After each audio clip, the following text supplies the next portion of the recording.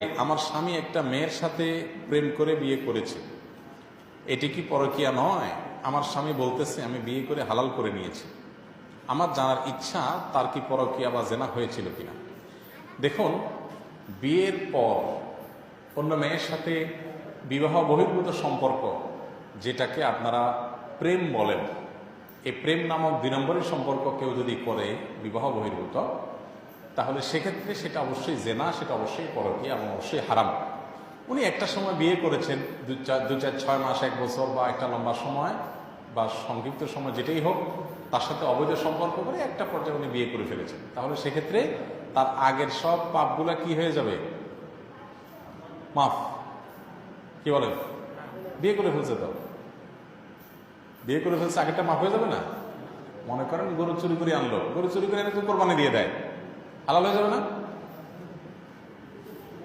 গরু আনছে চুরি করে, আনার পরে কি করছে?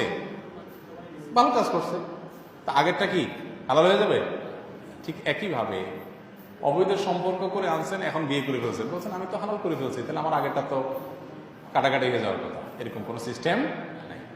আগের টুকুর জন্য আল্লাহর কাছে লজ্জিত হয়ে মাপ চাওয়ার মতো মাপ চাইতে হবে, অনুতপ্ত থাকতে হবে সারা জীবন যে আমি অন্যায় করেছি। স্বামী স্ত্রীর মধ্যে কথা কাটাকাটি হলে এরকম তর্কতর্কি হয়। স্ত্রী বলে হ্যাঁ তুমি আরেকটা মেয়ের সাথে সম্পর্ক করলে, এটা তো হারাম করলাম। স্বামী তর্ক করে আরে আমি তো বিয়ে করছি, হালাল করে ফেলছি।